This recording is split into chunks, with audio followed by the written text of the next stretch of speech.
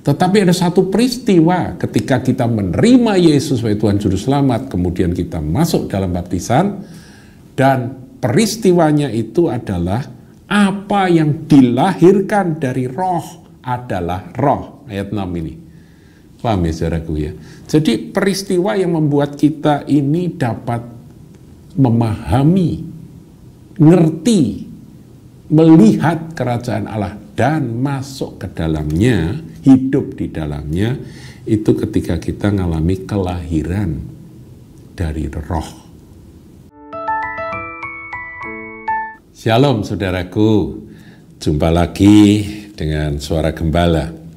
Kita akan lihat sekarang apa yang Tuhan Yesus sampaikan kepada Nikodemus di dalam Yohanes pasal 3. Suatu istilah yang di dalam kekristenan tidak asing, yaitu kelahiran baru atau kelahiran kembali. Nah, ini yang diajarkan oleh Tuhan Yesus ketika Tuhan bertanya jawab dengan Nikodemus. Siapa Nikodemus? Dia adalah seorang pengajar, seorang pemimpin, orang yang rohani pada zamannya, saudaraku ya. Kita lihat langsung aja Yohanes 3 ayat 3. Yesus menjawab, katanya, "Aku berkata kepadamu, sesungguhnya jika seorang tidak dilahirkan kembali, ia tidak dapat melihat kerajaan Allah." Jadi syarat untuk bisa melihat di sini ini maknanya faham, ngerti tentang kerajaan Allah. Kita tahu bahwa Tuhan Yesus memberitakan kerajaan Allah di mana-mana. Bahkan sampai setelah Tuhan menyelesaikan karya penebusan di kayu salib, Tuhan mati dikuburkan, kemudian Tuhan Yesus bangkit hari ketiga, dia menampakkan diri kepada murid-muridnya selama 40 hari dan terus-menerus dikatakan berulang-ulang Tuhan Yesus berbicara tentang kerajaan Allah. Saudaraku, kerajaan Allah adalah pusat dari Injil sebetulnya. Ya, sasaran Injil itu adalah berdirinya kerajaan Allah. Makanya dalam doa Bapa kami kita diajarkan akan satu kalimat dalam doa itu, yaitu datanglah kerajaanmu, yaitu kerajaan Bapa, kerajaan Allah, jadilah kehendakmu. Nah, saudara, untuk bisa ngelihat, bisa faham, bisa ngerti kerajaan Allah itu sebetulnya apa dan bagaimana, itu kita butuh apa yang disebut dengan kelahiran baru atau dilahirkan kembali. Saudara, kita semua ini kan sudah pernah lahir ya, pernah lahir dari bunda kita, dan kita pernah jadi bayi yang dirawat oleh orang tua kita sampai akhirnya kita jadi dewasa, kan begitu ya. Jadi kita pernah lahir, tapi Tuhan berbicara tentang kelahiran kembali. Nah, di sini agak lucu karena Nikodemus menjawab seperti ini, ayat 4, coba kita lihat. Nikodemus itu pikiran yang lugu, saudaraku ya, yang naif. Dia bilang dilahirkan kembali. Loh, bagaimana mungkin gitu ya? Kata Nikodemus kepadanya, bagaimanakah mungkin seorang dilahirkan kalau ia sudah tua? Lah, aku ini kan sudah tua, gitu ya. Mana mungkin? Kemudian dapatkah ia masuk kembali dalam rahim ibunya dan dilahirkan lagi? Dia menjawab, merespon dengan pemikiran bahwa secara harafiah kan nggak mungkin. Kalau yang dimaksud dengan oleh Tuhan itu dengan kelahiran kembali itu secara jasmani kan nggak mungkin. Ayat 5, jawab Yesus, "Aku berkata kepadamu, sesungguhnya jika seorang tidak dilahirkan dari air dan roh," ya, air dan roh, nanti ada maknanya, saudara, ia tidak dapat masuk dalam kerajaan Allah. Kalau tadi memahami aja butuh kelahiran baru, kemudian untuk masuk dalam kerajaan Allah harus melewati apa yang disebut dengan dilahirkan dari air dan roh. Saudara, banyak penafsir beranggapan atau punya pendapat bahwa dilahirkan dari air ini adalah pengalaman baptisan air. Karena baptisan air itu kan bukti atau tanda bahwa kita ini percaya kepada Yesus. Tanda percaya adalah dibaptis. Barang siapa percaya dan dibaptiskan, dia akan diselamatkan. Kan begitu, ya. Nah, apa saudara perlu lihat itu ayatnya. Di dalam Markus 16, coba kita lihat saudaraku ya. Markus 16 kita lihat. Ya, dikatakan begini. Ayat 15. Lalu ia berkata kepada mereka, pergilah ke seluruh dunia, beritakanlah Injil kepada segala makhluk. Jadi Injil, kabar baik diberitakan pada semua orang. Ayat 16. Siapa yang percaya dan dibaptis, baptisan air yang dimaksud ya, dicelup dalam air dan diangkat kembali, itu arti baptizo, akan diselamatkan. Tetapi siapa yang tidak percaya akan dihukum. Jadi baptisan adalah tanda bukti bahwa kita percaya. Maka dari itu kalau kita kembali ke Yohanes 3, ketika Tuhan Yesus berkata, sesungguhnya jika seorang tidak dilahirkan dari air, itu artinya kalau dia nggak percaya dan menerima Yesus sebagai Tuhan Juru Selamat, itu nggak mungkin dia akan masuk dalam kerajaan Allah. Nah, air di sini kalau itu mengacu pada air baptisan itu artinya apa, saudaraku? Artinya ya bahwa orang itu memang benar-benar percaya, makanya dia dibaptiskan, begitu ya. Tapi ada berikutnya, dan roh. Ya, ada yang menafsirkan harus dibaptis roh. Menurut saya tidak. Baptisan roh itu adalah baptisan untuk kita menerima kuasa dan dipenuhi dengan kuasa Roh Kudus untuk dapat melayani Tuhan. Itu kelengkapan untuk melayani. Tetapi yang dimaksudkan dilahirkan dari roh, itu adalah peristiwa rohani, saudaraku, yaitu ketika kita itu menerima Yesus, percaya pada Yesus, yang dibuktikan dengan baptisan air yang kita terima, maka sesungguhnya saat itu ada satu peristiwa rohani yang terjadi di mana roh Allah yang hidup itu melahirkan kita kembali in spirit, gitu ya. Dikatakan kalau tidak dilahirkan dari air, yaitu percaya dan dibaptis tadi, dan dari roh, yaitu kuasa roh yang bekerja, maka tidak dapat masuk dalam kerajaan Allah. Nah, ayat 6 dilanjut, apa yang dilahirkan dari daging adalah daging. Saudara, tadi saya katakan bahwa kita pernah dilahirkan ya, dari bunda kita. Ini kita dari orang tua kita lahir. Nah, ini kan daging, saudara. Karena ayah ibu kita juga daging, nenek kakek kita juga daging, sampai Adam dan Hawa juga daging. Maka kita ini lahir dari daging, dan kita adalah daging. Tetapi ada satu peristiwa ketika kita menerima Yesus sebagai Tuhan Juru Selamat, kemudian kita masuk dalam baptisan, dan peristiwanya itu adalah apa yang dilahirkan dari roh adalah roh. Ayat 6 ini. Paham ya, saudaraku ya?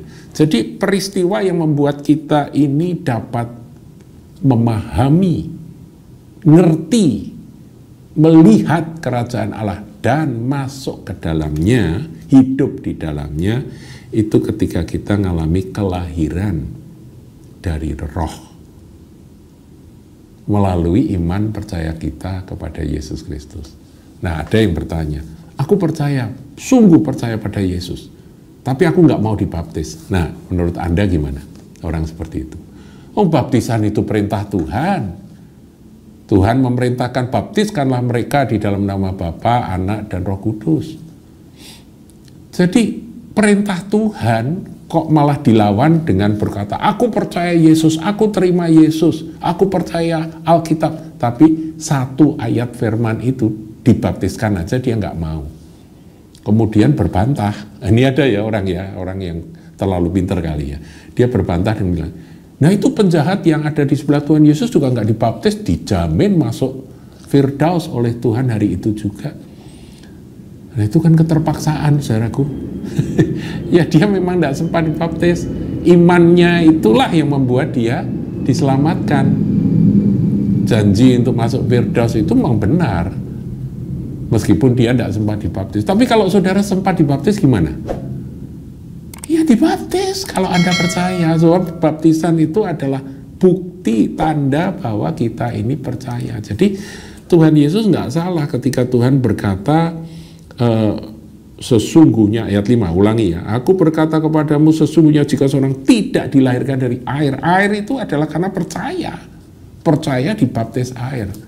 Ada yang berkata air itu firman, ya bolehlah ditafsir apa, tapi kalau saya harafiah ini air ini baptisan. Orang yang katanya percaya dan ada kesempatan dibaptis tapi tidak mau dibaptis, itu tanda tanya. Tanda tanya percayanya, percaya benar apa enggak? Itu perintah Tuhan. Karena baptisan perintah Tuhan. Baptisan itu tanda seorang percaya, tanda orang bertobat, dan tanda dia taat pada perintah Tuhan Yesus. Haleluya. Nah, kembali kepada ini, dilahirkan ini, saudaraku. Sebetulnya Tuhan itu mengasihi manusia berdosa. Seperti dia mengasihi saya, dia mengasihi Anda. Kalau kita lihat, saudaraku, di dalam Yohanes 1 ayat yang ke 12 dan 13. Ini narasi tentang Tuhan Yesus yang datang ya, Sang Firman yang menjadi manusia itu ya. 12. Tetapi semua orang yang menerima Tuhan Yesus Kristus sebagai juru selamat, sebagai Tuhan, sebagai pembebas, sebagai penebus, diberinya kuasa supaya menjadi anak-anak Allah. Diberi kuasa jadi anak-anak Allah. Kata kuasa itu bisa juga diterjemahkan, terjemahan lama pakai kata diberi hak untuk menjadi anak-anak Allah. Kita ini bisa jadi anak Tuhan, saudaraku, yaitu dengan cara apa? Percaya. Dan tentunya dilanjutkan dengan sakramen baptisan. Percaya dan dibaptis. Nah, itulah peristiwa kelahiran di dalam roh. Kita pernah dari daging kita lahir kan? Kita lahir, yang lahir dari daging adalah daging, yang lahir dari roh adalah roh. Nah, kita ini juga mengalami kelahiran di dalam roh itu. Nah, di sini saudaraku ya, yaitu mereka yang percaya. Namanya, saya tambahi ya, kalau percaya ya dibaptis ya. Tadi ya ayat di dalam Markus 16 tadi. Kemudian ayat 13, nah ini penjelasannya saudara. Lihat baik-baik ayatnya.